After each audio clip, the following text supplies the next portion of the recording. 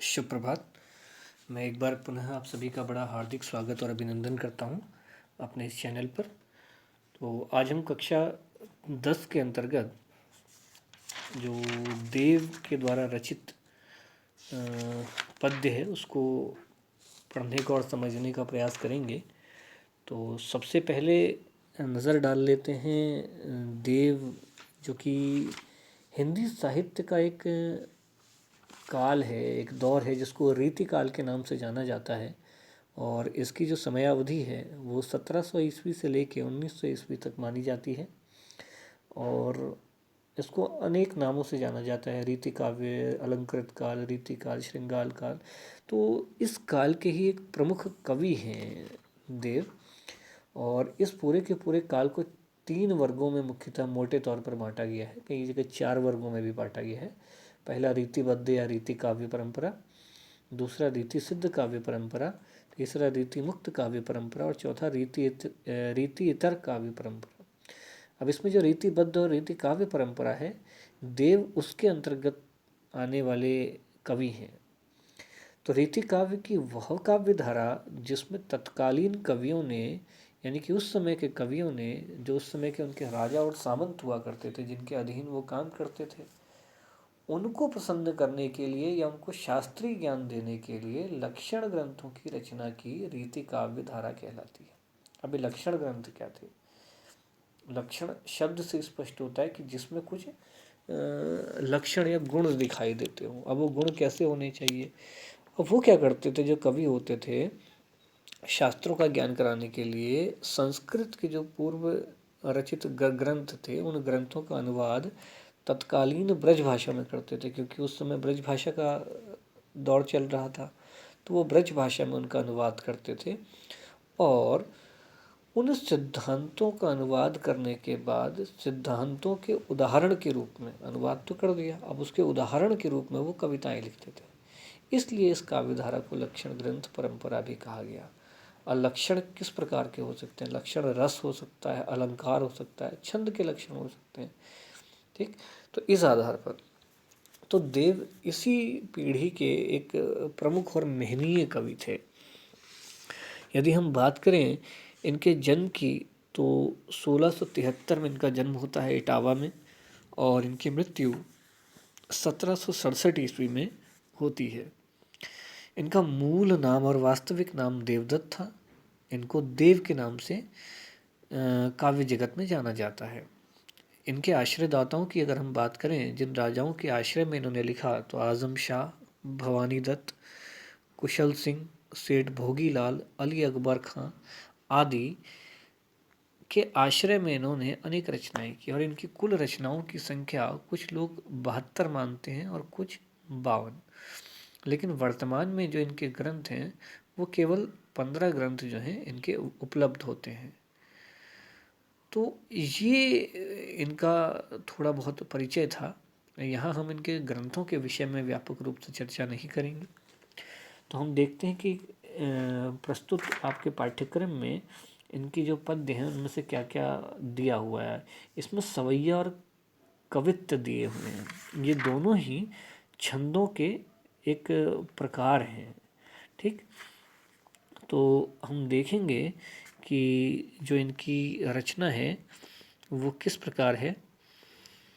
सबसे पहले सवैया छंद यहाँ पर दिया हुआ है, और सवैया छंद के अंतर्गत ये रचना देखिए आप इनकी, कि पायनी नुपुर मुंज बजय कटि किंकिनी काय धुन की मधुराई, सावरे अंग लसय पट पीत हिये हुल से बनमाल सुहाई, माथे किरीट बड़े द्रग चंचल मंद हंसी मुख चंद जुन्हाई, जय जग मंदिर दीपक सुंदर श्री ब्रज दूल्ह देव सहाई। तो बहुत ही सुंदर पंक्तियां हैं। अब इनका अर्थ देखते हैं। पायनी पैरों में, नुपुर पाजेब को कहा गया है, मंजू मतलब होता है सुंदर, बजय बजना, कटी मतलब कमर, किंकिनी का अर्थ घुंघरुओं की आवाज़, धुनि का अर्थ ध्वनि, मधुराई मधुरता के लिए। तो यहाँ पर कृष्ण के लिए कहा गया है कि कृष्ण यानी कि श्री कृष्ण के चरणों में सुंदर नुपुर बजते हुए बहुत ही मधुर ध्वनि कर रहे हैं। पायनी नुपुर मुंज बजे, यानी श्री कृष्ण के पैरों में जब वो चल रहे हैं इतरा कर या बल खाकर या बिल्कुल निश्चल होकर, तो उस समय उनके पैरों में जो पायल है या जो पाजेब है उसमें बंधे हुए जो घुंघरू हैं वो बहुत ही मनमोहक और सुंदर आवाज़ कर रहे हैं। कटी किंकिनी कई धुन की मधुराई, और कटी का मैंने बताया अर्थ कमर है, यानी कि उनकी कमर में जो करधनी है, करधनी ये भी एक प्रकार का आभूषण होता है, तो इसकी जो घुंघरुओं की आवाज़ है उसमें जो घुंघरू हैं उनके चलने से जो कमर में बंधी हुई करधनी है उसमें लगे हुए घुंघरू भी बड़ी मधुर यानी कि आवाज़ करते हुए प्रतीत हो रहे हैं। सावर अंग लसय पटपीत हिये हुल से बनमाल सुहाई। अब सांवरे सांवले के लिए कहा गया है कृष्ण के लिए, अंग यानी कि अंग, लसय सुशोभित होना, और पट वस्त्र को कहते हैं, पीत मतलब पीला। ये हुल से बनमाल सुहाई, ये हृदय छाती को हुल से आनंदित करने वाला, बनमाल वनों के जंगली फूलों से बनी हुई माला, सुहाई सुशोभित होते हैं। तो फिर वो कह रहे हैं देव कि सांवरे अंग, कृष्ण के सांवले शरीर के विभिन्न अंगों पर लसय पट पीत, यानी कि उनके श्यामल शरीर पर जो पीले वस्त्र हैं ये अत्यंत शोभायमान हो रहे हैं, बहुत ही सुंदर प्रतीत हो रहे हैं। ये हुल से बनमाल सुहाई, और उनके हृदय और छाती के पास तक लटकी हुई, हुल से आनंदित, ठीक, उनके छाती और हृदय तक लटकी हुई जो बन यानी कि जंगली फूलों से बनी हुई माला है वो मानो इतनी सुशोभित हो रही है कि पुष्प भी जो है उनके हृदय के पास पहुंचकर आनंदित हो रहे हैं। माथे किरीट बड़े द्रग चंचल, माथा, माथे को कहा गया है, किरीट मतलब मुकुट है यहाँ पर, बड़े द्रग यानी कि बड़े आँखें, चंचल यानी कि बड़ी चंचलता, हिलाते हुए, गतिशीलता, चपलता। तो वो कह रहे हैं कि कृष्ण के माथे पर जो है मुकुट सुशोभामान है, और उनके बड़े बड़े जो नेत्र हैं वो बहुत ही चंचलता दिखाते हुए शरारतें कर रहे हैं। मंद हंसी मुख चंद जुनहाई, मंद मतलब बड़े धीरे धीरे से, मुख चंद चंद्रमा के समान मुख, जुनहाई मतलब चांदनी, तो उनका मुख चंद्रमा के समान कांति से भरपूर है, परिपूर्ण है, वो चांद के समान दीप्तिमान है, शीतलता है उसमें, ठीक। और ऐसा प्रतीत होता है कि उनकी जो मंद मंद मुस्कान है वो चांदनी बिल्कुल, चांदनी रात और बिल्कुल चांदनी के समान चारों ओर फैल रही हो। जय जग मंदिर दीपक सुंदर श्री ब्रज दूल्ह देव सहाय, तो वो कह रहे हैं कि श्री कृष्ण जो है जय जग मंदिर, यानी कि यहाँ पर आशय जो है वो है जय का मतलब जय हो जाए, जय हो ऐसे श्री कृष्ण की, जो इस जग मंदिर यानी जगत रूपी मंदिर, इस संसार रूपी मंदिर में एक दीप्तिमान दीपक के समान, एक सुंदर और प्रकाशमान दीपक के समान सुशोभित हैं, ठीक। श्री ब्रज दूल्हा, कि हे ब्रज के दूल्हे, क्यों कहा गया ब्रज का दूल्हा, क्योंकि प्रत्येक गोपी उनको अपना वर के रूप में देखना चाहती है, ठीक। तो हे ब्रज के दूल्हे, आप इसी प्रकार, सहाय का मतलब सहायक, इसी प्रकार आप सदा मेरे सहायक बने रहें, या हमेशा मैं ये कामना करता हूँ कि मैं आपके अनुग्रह में रहूँ। तो ये यहाँ पर पूरे के पूरे सवैये का भावार्थ है। तो आइए दूसरा हम देखते हैं, यहाँ पर कवित्त है। अब ये एक दूसरा छंद है। डार द्रुम पलना बिछौना नव पल्लव के सुमन झिंगोला सोहे तन छब भारी दे पवन झुलावे के कीर बतरावे देव कोकिल हलावे हुल सावे कर तारी दे पूरित पराग सो उतारो करे राई नोन कंजकली नायिका लतान सिर सारी दे मदन महीप जुको बालक बसंत ताही प्रात ही जगावत गुलाब चटकारी दे। बहुत ही सुंदर कवित्त है। अब क्या यहाँ पर कहने का प्रयास किया है, देखिए प्रकृति के कितने सुंदर रमणीय जो है दृश्य का यहाँ पर उल्लेख किया है इन्होंने। तो पहले सवैये में कृष्ण की अलौकिक छटा, उनके राजसी वैभव और सौंदर्य का उन्होंने वर्णन किया। दूसरे में प्रकृति पर किस प्रकार से, अब देखते हैं। डारद्रुम यानी कि पेड़ की डाल को कहा गया है। पलना यानी कि जिसमें झूला झूलता है नवजात शिशु, पालना भी कह सकते हैं हम उसको, ठीक। बिछौना बिस्तर के लिए कहा गया। नव पल्लव नए पत्ते के कहा गया है, ठीक। तो अब क्या कह रहे हैं वो दरबारी कवि देव यहाँ पर कह रहे हैं वसंत ऋतु की कल्पना उन्होंने कामदेव के पुत्र के रूप में की है या कामदेव के नवशिशु के रूप में की है। और वो कह रहे हैं कि ये बसंत जो है वो कामदेव का पुत्र है, नव पल्लवित शिशु के समान। तो वो कह रहे हैं डारद्रुम पलना बिछौना नव पल्लव के। वे कहते हैं कि पेड़ और उसकी डालें वसंत रूपी शिशु के लिए पलने के समान बन जाती हैं जब वसंत ऋतु का आगमन होता है। यानी कि उस छोटे वसंत रूपी शिशु के आगमन पर जो पेड़ की डालें हैं वो स्वयं को झूले में परिवर्तित कर देती हैं, बदल जाती हैं। सुमन झिंगोला सोहे तन छब भारी देव। अब सुमन कहा गया है यहाँ पर झिंगोला, यानी कि झिंगोला किसको कहा गया है यहाँ पर, फूलों का झबला, ढीला ढाला वस्त्र, ठीक हो गया। सोहे मतलब सुशोभित हो गया, ठीक। तन छब भारी दे, तन शरीर, छवि सुंदरता, ठीक। यानी कि उनके वृक्षों के नए पत्ते पलने पर बिछा हुआ बिछौना है। सुमन झिंगोला सोहे तन छब भारी दे, यानी कि उनके लिए जो है वृक्षों के नए पत्ते, सुमन और पुष्प, ठीक, उसके द्वारा जो है उन्होंने क्या कर दिया है, पेड़ों ने एक बिछौना तैयार कर दिया है उस पलने पर। फूलों से लदा हुआ झिंगोला और उस बिछौने के साथ ही सुमन यानी कि फूल, उससे निर्मित झिंगोला, जैसे छोटे बच्चों को एक ढीला ढाला सा कपड़ा पहनाया जाता है बचपन में, उसको कहते हैं। तो वो कह रहे हैं कि पुष्पों ने जो है एक झिंगोला उनके तन पर बना दिया है, ऐसा प्रतीत होता है कि उन्होंने उनके लिए एक छोटी सी फ्रॉक टाइप की कोई बना दी हो, ऐसा यहाँ पर वो कहने, जो उनके तन पर भारी शोभा दे रही है, बहुत ही शोभा दे रही है। पवन झुलावे, पवन हवा को कहा गया झुलावे, झुलाने को। केकी कीर बतरावे देव, अब केकी मोर को कहा गया है कीड़ तोते को। केकी का मतलब मोर है और कीर का मतलब तोता, ठीक। तो वो फिर कह रहे हैं कि केकी कीर बतरावे देव, अब यानी कि स्वयं वायु आकर उनका पलना झुला रही है। अब उनका झूला तो बन गया, झुलाएगा कौन, तो वायु वो काम कर रही है कि कामदेव के पुत्र वसंत को झूला झुलाने का काम कर रही है। मोर और तोता मधुर स्वर में उससे बातें करके हाल बांट रहे हैं, ठीक। वो मोर और तोता जो है उनसे बड़ी मधुर और मनोरंजक बातें करके हाल बांट रहे हैं।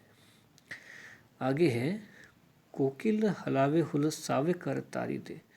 कोकिल यानी कि कोयल, हलावे हिलाती हुई, हुलसावे प्रसन्नता यानी प्रसन्न होती हुई, कर तारी दे हाथ की ताली देती है, ठीक। कोयल आकर उसे हिलाती है और ताली बजाकर प्रसन्नता प्रकट करती है।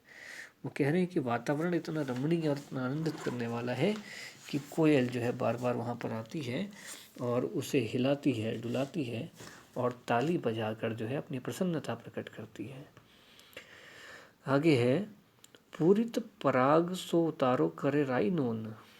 पूरित भरा हुआ पराग, फूलों के सुगंधित कण, उतारो करे राई नोन, बच्चे की नज़र उतारने के लिए जो राई और नमक घुमाकर आग में डाला जाता है उसको कहा गया है। तो वो कह रहे हैं कि पराग के कणों को उड़ाकर, जो फूलों पर बैठा हुआ पराग होता है, फूलों में जो पराग पाया जाता है, तो उस पराग को वायु उड़ाकर ऐसा प्रतीत होता है कि मानो कि उस वसंत रूपी बालक को किसी की नज़र लग गई हो और उसकी नज़र उतारने के लिए मानो वो नमक और राई वाली रस्म यहाँ पर पूरी की जा रही हो, ताकि वसंत रूपी बालक को किसी की नज़र ना लगे। कंजकली नायिका लतान सिर सारी दे। कंजकली कमल की कली को कहा गया है, लतान लताओं को कहा गया है, साड़ी यहाँ पर साड़ी से मतलब है। तो वो कहते हैं कि इस प्रकार मानो कि जो कमल की कलियां हैं वो किसी नायिका के समान, और कमल के जो पुष्प हैं वो किसी नायिका के समान ऐसा प्रतीत होता है। उस बालक के सिर पर लताओं के साथ अपनी साड़ी का आंचल डाल देते हों। मदन महीप जुको बालक बसंत ताहि प्रातः ही जगावत गुलाब चटकारी थे। मदन महीप कहा गया है। महीप राजा को कहते हैं, मदन कामदेव को कहा गया है। तो इस प्रकार मानो कि कामदेव जो कि राजा हैं, उनका जो बालक है बसंत, मदन यानी कि कामदेव का, राजा कामदेव का जो बालक है बसंत, उस बसंत को इस प्रकार का वातावरण चारों ओर हो गया है कि ऐसा लगता है कि सुबह उसको जगाने के लिए भी गुलाब चुटकियां बजाता हो। गुलाब यानी कि चुटकियां बजाकर बसंत ऋतु को उठाता हो। अब बसंत को यहाँ पर ऋतु को उन्होंने एक बालक के समकक्ष रख दिया है, यानी कि तुलना की गई है यहाँ पर। तो अलंकारों का बड़ा सुंदर प्रयोग है, रसों का बड़ा सुंदर प्रयोग है। ठीक है, तो ये इसका भावार्थ है यहाँ पर। इसके बाद अगला जो इनका कवित्व है वो देखते हैं। फटिक सिलानी सो सुधारियो सुधा मंदिर, उदधि दधि को सो अधिकाई उमगे अमंग। तो बाहर ते भीतर लो भीति न दिखे देव, दूध को सो फेन फैलियो आंगन फरस बंद। तारा सी तरुणी तामे ठाड़ी झिल मिली होती, मोतिन की ज्योति मिलियो मल्लिका को मकरंद। आरसी से अंबर में आभा से उजारी लगे, प्यारी राधिका को प्रतिबिंब सो लगत चंद। तो यहाँ पर हम देखते हैं फटिक कहा गया है। स्फटिक या बिल्लौरी का पत्थर एक श्वेत पारदर्शी पत्थर, यानी कि टाइल्स के जैसा आप कह सकते हैं, एक प्रकार से सफ़ेद पत्थर के लिए कहा गया वैसे ये। ठीक, और सिलानी शिलाओं पर कहा गया है। ठीक, सुधारियो संवारा या बनाया, सुधा अमृत के लिए कहा जाता है। ठीक, उदधि दधि, अब उदधि समुद्र के लिए कहा जाता है, दधि दही के लिए कहा जाता है। अधिकाय का मतलब अधिक हो गया यहाँ पर। ठीक, उमगे मतलब उमड़े उफनने लगे, और अमन का मतलब होता है जो मंद ना हो, तेज गति से। ठीक, तो फटिक सिलानी सो सुधारे सुधा मंदिर, उदधि दधि को सो अधिकाई उमगे अमंद। यानी कि चांदनी रात बहुत उज्जवल और शोभायमान है। फटिक सिलानी, यहाँ पर फटिक, अब इसका संपूर्ण अर्थ लेंगे हम कि चांदनी रात जो है वो बहुत ही उज्जवल और शोभायमान है। आकाश की ओर देखकर ऐसा लगता है कि मानो स्फटिक, यानी कि स्फटिक किसको कहा गया है यहाँ पर?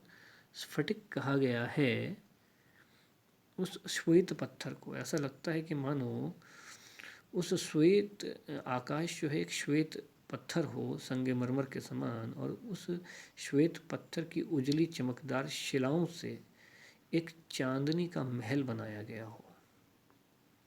ठीक, तो वो कह रहे हैं कि उससे एक चांदनी का महल बनाया गया हो, उसमें श्वेत दही के समुद्र के समान चांदनी की शोभा अधिक गति से मर रही। उदधि दधि को सो अधिकाई उमगे अमंद, यानी कि उस महल में दही का रंग भी श्वेत होता है, सफ़ेद होता है। तो उसमें श्वेत दही के समुद्र, वो कह रहे हैं चारों ओर श्वेत बिल्कुल सफ़ेद समुद्र के समान दही फैला हुआ हो, और वो ऐसी चांदनी रात में जो है उस शोभा को और अधिक बढ़ा रहा हो। ठीक, अब फिर यहाँ पर कहते हैं कि बाहर ते भीतर लो भीति ना दिखाए देव, दूध को सुफेन फैलियो आंगन फरस बंद। अब यानी कि लौ तक को कहा गया है भीति, दीवार को कहा गया है फेन झाग, फरस मंद फर्श के रूप में बना हुआ ऊंचा स्थान, तरुणी जवान स्त्री को कहा गया है यहाँ पर। ठीक, तो अब आगे इसका अर्थ क्या कह रहे हैं वो, कि उस महल में बाहर से भीतर तक कोई दीवार नहीं दिखाई देती है, क्योंकि वो अनंत है। आप जहाँ तक भी उस रात्रि को देखेंगे तो दूर तक आपको वो सफ़ेद शिला दिखाई देगी। जब आप आकाश को देखेंगे और वो सफ़ेद श्वेत आकाश दिखाई देगा आपको, और उस दूर तक अगर आप उस सफ़ेदी दिखाई देगी और दूर तक आपको वो दही के रूप में फैला हुआ समुद्र दिखाई देगा, तो ऐसा लगेगा कि सारा का सारा महल जो है वो पारदर्शी हो गया है।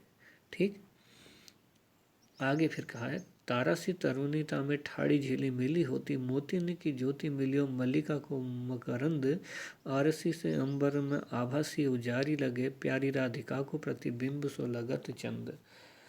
अब देखिए आगे, झिलमिती होती यानी कि तरुणी जवान स्त्री के लिए प्रयोग किया गया है। तामे उसमें ठाड़ी खड़ी झिलिमिली होती, जगमगा रही है, चमक रही है, ज्योति प्रकाश।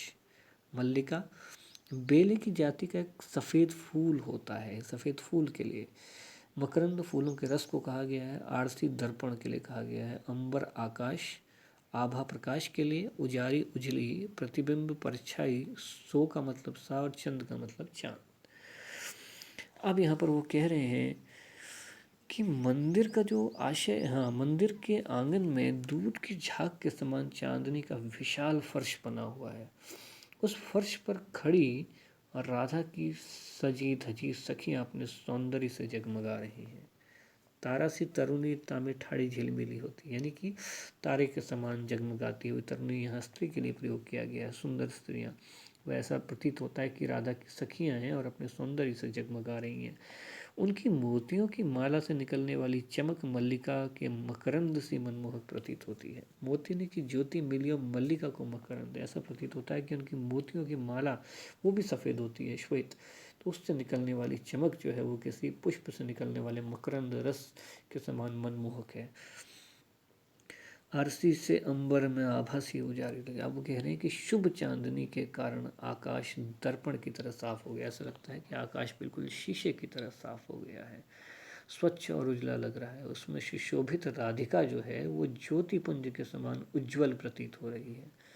चांद तो उस प्यारी राधिका की परछाई सा जान पड़ता है। प्यारी राधिका को प्रतिबिंब सो लगत चंद, और इस संपूर्ण सौंदर्य में राधिका की बिल्कुल परछाई के समान चांद प्रतीत हो रहा है। तो इस पूरे के पूरे कवित्व में उन्होंने राधा और उनकी सखियों का सौंदर्य जो है वो प्रकृति के साथ उसकी तुलना की है। यहाँ पर बहुत ही सुंदर उपमा का प्रयोग किया गया है। तो ये पूरा का पूरा देव के द्वारा जो रचित कवित्व और सवैया छंद हैं उनका भावार्थ यहाँ पर बताने का मैंने प्रयास किया। आज के लिए इतना ही। यदि कोई शंका आपको इससे संबंधित हो तो आप कमेंट कर सकते हैं, मैं प्रयास करूँगा कि मैं उसका निराकरण कर सकूँ। धन्यवाद।